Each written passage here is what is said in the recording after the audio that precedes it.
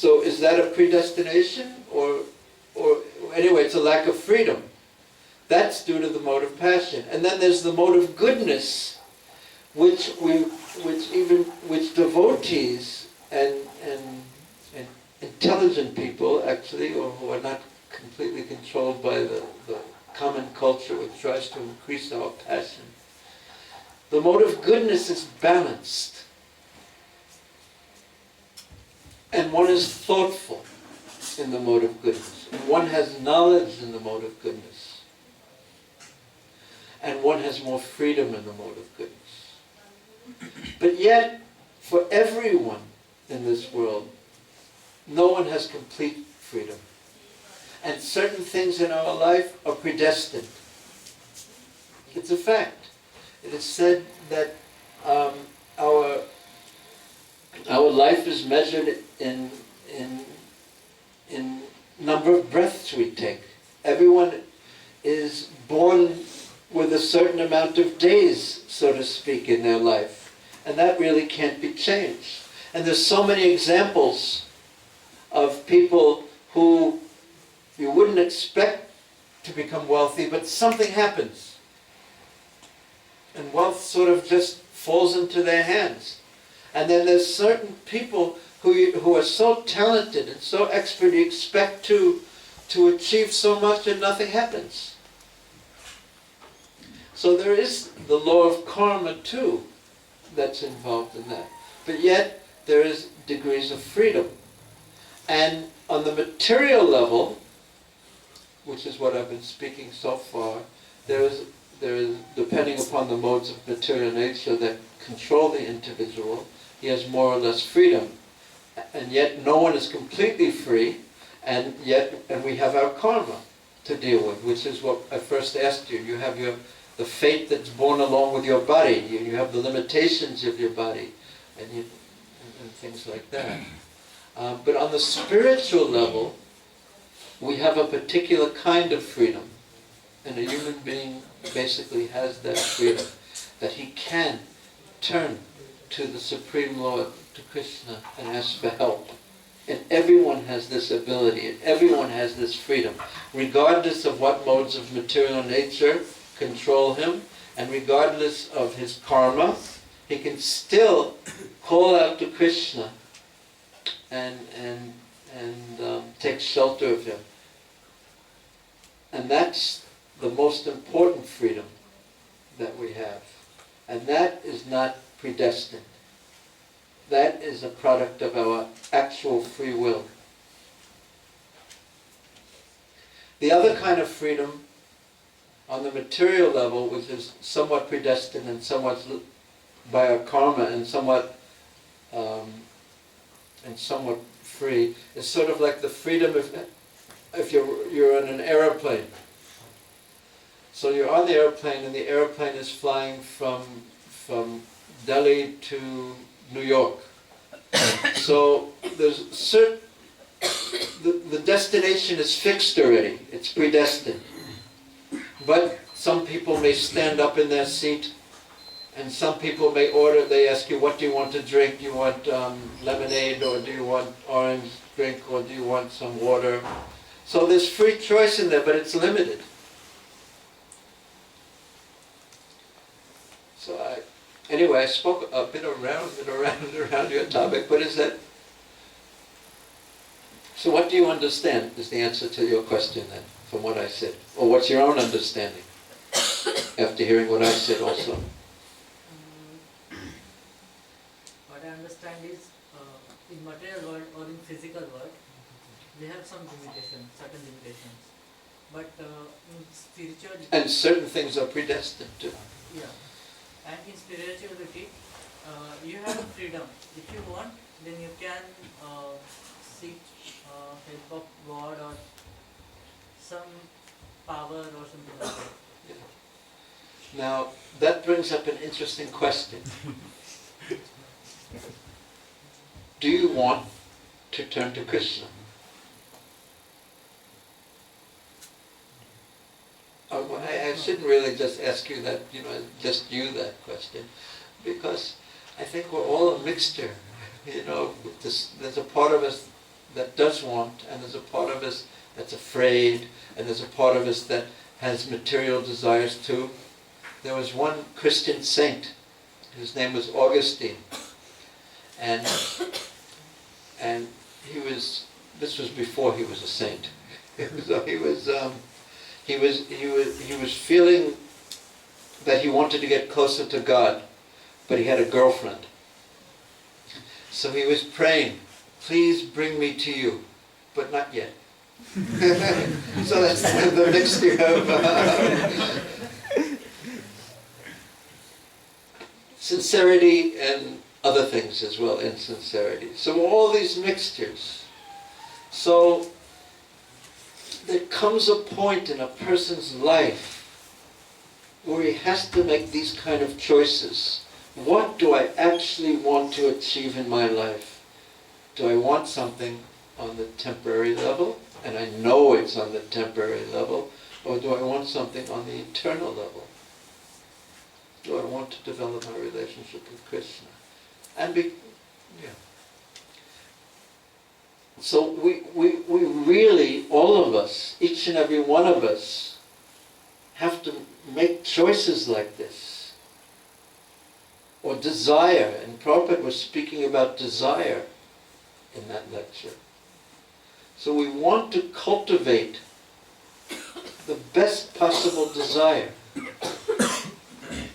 And then the question is, how do you cultivate that desire? What will make your desire to love the Supreme Lord increase? And what's the basic answer in that for that? It's association. Yeah, no, but even prior to that, it's association. Who do you mix with? What kind of friends you have? One time, I heard this myself in Melbourne in 1975. Prabhupada was holding a meeting in the civic auditorium, and one person asked Prabhupada the question, how do you become sincere? And Prabhupada's reply was, how do you become a drunkard, a drinker of alcohol? All you have to do is associate, make all your friends with drunkards, people who drink alcohol, and it will be very fast, you'll become one. So if you want to become sincere, Prabhupada said, you associate with those who are sincere, and he pointed to the devotees at that time, which puts a lot of pressure on the devotees to be very sincere. And then, as someone pointed out over here, that the more we know, the more spiritual knowledge we have about Krishna, the more naturally we want to go in that direction. The more we're actually aware of, instead of being passionately trying to achieve and get this and get this and get, I want one of those and 5 of those, the less we are passionately controlled by all these desires and think with a cool mind about what do I really want out of life? What's really going to bring me happiness? Are the bigger achievers in life? We mentioned Mr. Ambani before. He can't even get along with his brother. And when you have a relationship like with brothers and family members, and there's heavy fighting, that's the most painful thing. The fight with people who are your sort of enemies is not pleasant, but you can deal with it. But to have heartbreaking relationships with beloved ones is very, extremely painful. So so what do I actually think is worth achieving in this world? What do I actually believe in is worth using my valuable human life, the energy that I have to gain? So these type of introspective questions are what human life is actually about. To take time and think, what do I actually want to do with my life? And answer that question at least to ourselves in an honest way. At least we shouldn't lie to ourselves in private. At least we should.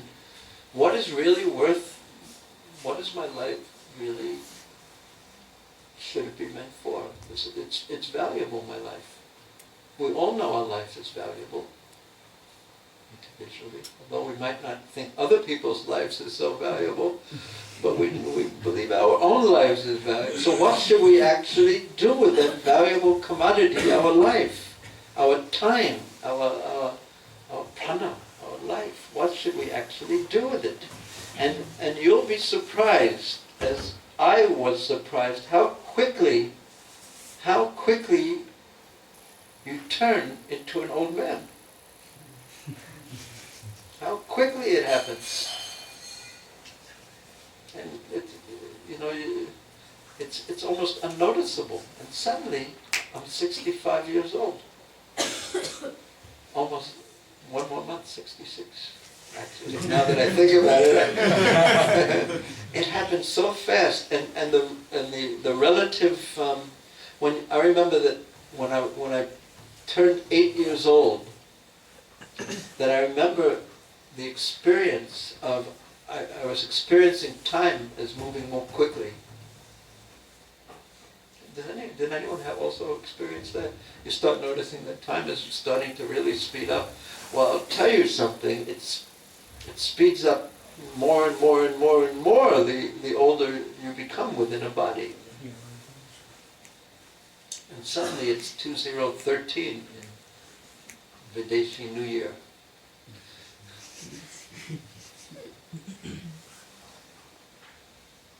And it was just 2012. I just got used to writing 2012 when I'm writing the date. And now it's 2013 already. And it just starts moving. And suddenly you find, what's happened to my life and what do I really have? Myself as an aspiring devotee, how much love I've been chanting now for 45 years. Do I have love for Krishna? What can I practice? What can I actually do that's within my power to make me closer to Krishna? Because I've dedicated my life to this. So what is worthy for you to dedicate your life to? We should think. This is the opportunity to think about these things. And don't think, oh, now I'm so busy in university, and after I graduate and get a job, then I'll have more time. Believe me, it doesn't work like that. Do you believe me? Yes. Because then you get a job, and you want a high-paying job, and they don't give you a lot of money just without expecting a lot from you. If you want to get, you're their slave, and they'll let you know that. You have to work from. I know people who work from 8 in the morning till 9:30, 10 at night, 10:30 at night. Just accountants like that.